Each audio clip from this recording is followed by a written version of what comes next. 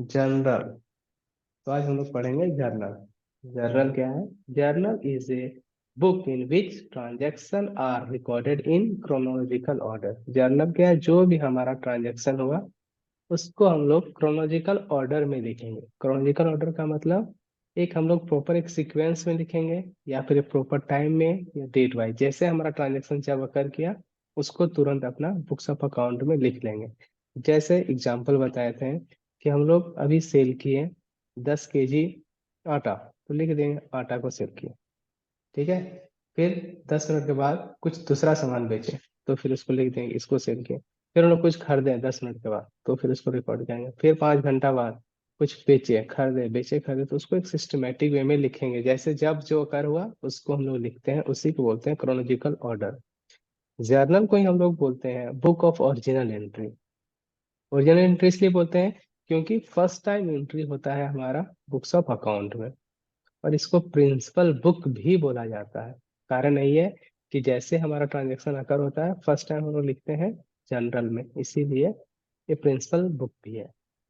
और बोल क्या रहा है इसमें? जर्नल क्या होता है? जर्नल में कैसे लिखते हैं चीजों को? तो rule of debit and credit are applied to each transaction at the time of recording. जब भी हम लोग लिखेंगे, जर्नल में रिकॉर्ड करेंगे ट्रांजेक्शन को, तो अपन हम लोग जो रूल पढ़े थे डेबिट क्रेडिट का रूल, उसके हिसाब से लिखेंगे। किसी को डेबिट होगा तो कोई क्रेडिट होगा। ठीक है। उसके बाद एक डिफिनेशन देखेंगे हम लोग।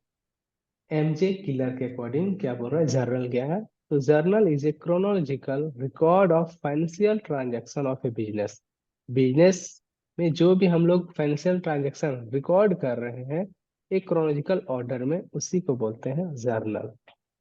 उसके बाद दो इंपॉर्टेंट टर्म को ध्यान में रखना है जो वेरी वेरी इंपॉर्टेंट है, एग्जाम में पूछता है एक वर्ड में, 1 नंबर या 2 नंबर में। जर्नलाइजिंग का और पोस्टिंग का मतलब। तो जर्नलाइजिंग का मतलब क्या होता है? सिंपल जर्नलाइजिंग का मतलब होता है process of recording a transaction in a journal is known as journalising. हम लोग ना बुक्स ऑफ अकाउंट में जो भी लिख रहे हैं फर्स्ट टाइम, उसको बोलते हैं जर्नल, जर्नलाइजिंग। दूसरा जो है हमारा पोस्टिंग। पोस्टिंग का सिंपल सा मतलब है जब हम लोग जर्नल को रिकॉर्ड किया हुआ जर्नल को फिर हम लोग ट्रांसफर करते हैं लेजर में, तो जो ट्रांसफर करते हैं उसी प्रोसेस को बोला जाता है पोस्टिंग। क्लियर। नेक्स्ट है हमारा फंक्शन ऑफ जर्नल। क्या क्या फंक्शन है हमारा जर्नल का? तो अगर हम लोग जर्नल मेंटेन करेंगे तो कैसे मेंटेन करेंगे? तो फर्स्ट में ट्रांजैक्शन को रिकॉर्ड करेंगे क्रोनोलॉजिकल ऑर्डर अकॉर्डिंग टू जब अकर हुआ ट्रांजैक्शन, उसी टाइम पे हम लोग उसको रिकॉर्ड करते हैं, that is chronological record. Second है एनालाइजिंग।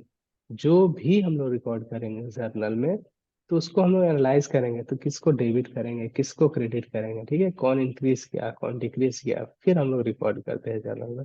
दूसरा, अगर हम लोग जर्नल को मेंटेन किए हुए, तभी हम लोग फ्यूचर में फिर उसको लेजर में पोस्टिंग कर पाएंगे, और फिर हमारा फाइनेंशियल स्टेटमेंट को बना सकते हैं, प्रॉफिट एंड लॉस को फाइंड आउट कर सकते हैं। उसका अगर जनरल बनाएंगे तो हमारा क्या क्या एडवांटेज हो रहेगा? तो पहला एडवांटेज होगा अगर जनरल बना रहे हैं तो providing accounting data in A chronological order. अगर हम लोग जर्नल मेंटेन कर रहे हैं तो क्या करेगा, हमारे अकाउंटिंग डाटा को क्रोनोलॉजिकल ऑर्डर में लिखेंगे। है ना, जिस टाइम अकर हुआ है जिस डेट को अकर हुआ है उसी टाइम पे डेट पे हम लोग उसको एक सिस्टमेटिक वे से लिखते लिखते लिखते आते हैं। सेकेंड नंबर बोल रहा है क्या? Less chance of error. अगर हम लोग जर्नल बना रहे हैं तो एरर होने का कम चांस है। क्यों? कि जिस समय जो घटना घटा उसको रिकॉर्ड किए हुए वहां से जाके चेक कर लेंगे कि अच्छा 10 दिन पहले हम लोग इस सामान यहाँ से खरीदे थे तो कितना प्राइस लिया था, कहीं गलत लिखे तो नहीं है ना, या फिर वो हमसे गलत तो नहीं है, फिर वहां से हम लोग सुधार सकते हैं। थर्ड हमारा है एक्सप्लेनेशन ऑफ ट्रांजेक्शन। और जर्नल एंट्री हम लोग जब बनाते हैं तो सब ट्रांजेक्शन को बढ़िया से एक्सप्लेन करके लिखते हैं, एज ए नरेशन जिसको बोलते हैं। नरेशन में लिखते हैं कि हम सामान खरीदे बेचे, किससे सामान खरीदे, कितना में खरीदे, कहाँ पे खरीदे, तो उसको एक प्रॉपर एक्सप्लेनेशन दिया हुआ रहता है ताकि हम लोग समझ सकते हैं कि ट्रांजेक्शन क्या बता रहा है, क्या है ट्रांजेक्शन। नेक्स्ट है लेजर पोस्टिंग ऑफ ट्रांजेक्शन। और हम अगर जर्नल एंट्री बनाए तो फिर उसको फ्यूचर में जब अलग अलग बुक्स मेंटेन करेंगे तो वहाँ पे हम लोग ट्रांसफर कर देंगे। नेक्स्ट पॉइंट है हमारा लिमिटेशन ऑफ जर्नल। क्या क्या डीमेरिट्स है जर्नल बनाने से? तो बोल रहा है कि जर्नल हम लोग सब जगह नहीं बना सकते हैं। तो जहाँ पे बहुत लार्ज वॉल्यूम ऑफ ट्रांजेक्शन होता है, बहुत ज्यादा सेल परचेज होता है, तो वहाँ पे सही नहीं रहता है जनरल एंट्री बनाना। क्यों? टाइम तो उसका लिखने ही में लग जाएगा, इतना भीड़ में वो लिखेगा या फिर अपना सेल परचेज करेगा। तो जहाँ पे बहुत ज्यादा लार्ज वॉल्यूम ऑफ ट्रांजेक्शन होता है वहाँ पे सुटेबल नहीं है जनरल एंट्री करना। वहाँ पे क्या सुटेबल है? तो वहाँ पे हम लोग अपना अलग सब्सिडरी बुक बना सकते हैं। सेल्स बुक में सेल्स का रिकॉर्ड करेंगे, परचेज बुक में परचेज को रिकॉर्ड करेंगे, तो थोड़ा सा आसानी हो जाएगा हमारा ट्रांजेक्शन को रिकॉर्ड करने में। सेकेंड है क्या? Cash balance is not revelled. अगर हम लोग जर्नल एंट्री बनाएंगे तो उससे हमारा पता नहीं चलेगा कि कितना कैश आया कितना कैश गया। क्यों? यह तो पूरा जो भी ट्रांजेक्शन रहा है सारा को रिकॉर्ड कर रहे हैं। इसके लिए हम लोग को फिर अलग से कैश बुक बनाना पड़ेगा। तो ये हम लोग फाइंड आउट कर सकते हैं कि कैश हमारा कितना आया कितना गया कितना बचा हुआ है। थर्ड बता रहा है not a substitute of ledger. Ledger का सब्स्टिट्यूट भी नहीं है जर्नल एंट्री। अब देखेंगे फॉर्मेट कैसे बनता है जर्नल का। तो इसको फॉर्मेट स्टार्टिंग में हम डेट को मेंशन करते हैं, उसके बाद पार्टिकुलर्स लिखते हैं, फिर एलएफ। एलएफ का मतलब होता है लेजर फॉलियो। फिर अमाउंट, दो अमाउंट होगा, एक डेबिट अमाउंट दूसरा क्रेडिट अमाउंट।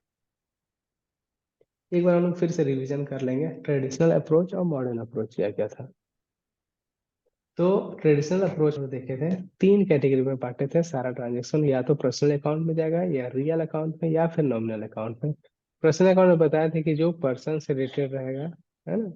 रियल अकाउंट जो हमारा एसेट से रिलेटेड रहेगा, और थर्ड है नॉमिनल अकाउंट जो बस जो भी एक्सपेंसेस है, लॉसेस है, गेन है, इनकम है, उससे रिलेटेड रहेगा। तो पर्सनल अकाउंट का रूल था कि अगर debit the receiver credit the giver. Real account का रूल था व्हाट कम इन, और क्रेडिट में था what goes out. Nominal account का रूल था all the expenses and losses are debit and all income and gain are credit. ठीक है। फिर हम लोग मॉडर्न अप्रोच का बात कर रहे थे। मॉडर्न अप्रोच को हम लोग फाइव कैटेगरी में बांटे थे। जो भी ट्रांजेक्शन होगा हमारा फाइव कैटेगरी में आएगा, या फिर कैपिटल, या लाइबिलिटीज, या एक्सपेंसेस, या एसेट्स, या रेवेन्यू। इसको हम लोग आसान तरीके से याद कर सकते हैं एक निमोनिक से, जैसे क्लियर। क्लियर से C for capital, L for liabilities, E for expenses, A for assets and R for revenue. तो इसमें दो चीज याद रखना, एक एसेट्स का और रेवेन्यू का, सॉरी एक्सपेंसेस का और एक एसेट्स का। तो एसेट्स जब हमारा इंक्रीज करेगा तो डेबिट होगा, और डिक्रीज करेगा तो क्रेडिट। और सेम एक्सपेंस में भी सेम वही होगा, जब इंक्रीज तो हमारा डेबिट, और जब डिक्रीज करेगा तो क्रेडिट। और बाद बाकी सब में अपोजिट। अगर कैपिटल हमारा इंक्रीज कर रहा है, सॉरी डिक्रीज कर रहा है, तब हम क्या करेंगे? डेबिट। और क्रेडिट जब इंक्रीज करेगा तब। कैपिटी में भी कैपिटी को डेबिट कब करेंगे? जब डिक्रीज करेगा।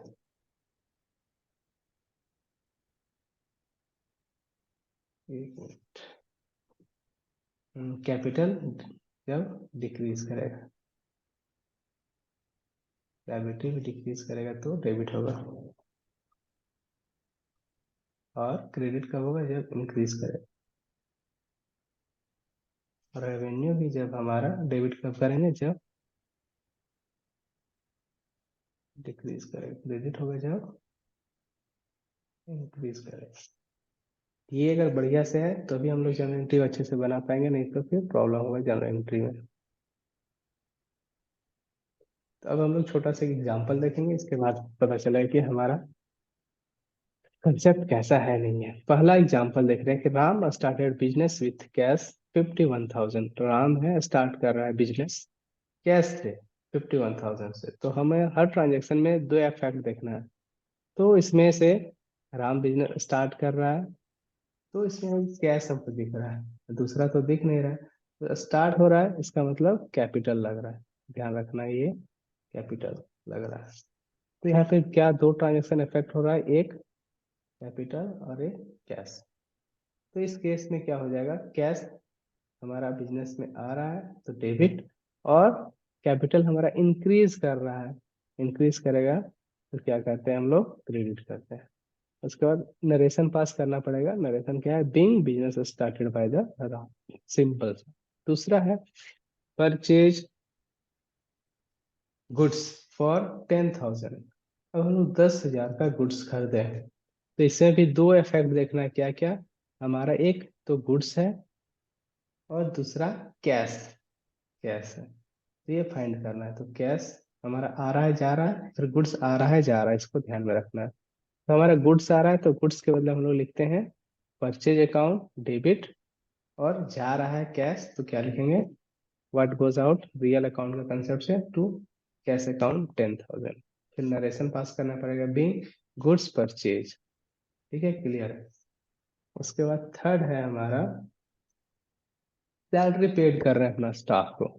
इस केस में क्या होगा, इसमें भी दो इफेक्ट कर रहा है, एक हमारा कैश है, क्यों, सैलरी पेड कर रहे हैं तो हमको कैश देना पड़ेगा, और सैलरी एक जो हमारा एक्सपेंसेस है वो कम हो जा रहा है। तो इसमें क्या बनेगा, रियल अकाउंट कैश हमारा रियल में आएगा, तो कैश इंक्रीज हो रहा है या डिक्रीज हो रहा है, तो कैश हमारा जा रहा है तो क्रेडिट हो जाएगा इसके हिसाब से। और सैलरी हमारा नॉमिनल अकाउंट है, एक्सपेंसेस है, ऑल एक्सपेंसेस क्या करते हैं हम लोग, तो डेबिट करते हैं, तो इसको डेबिट करते हैं। फिर नरेशन होगा बिंग सैलरी पेड। ओके।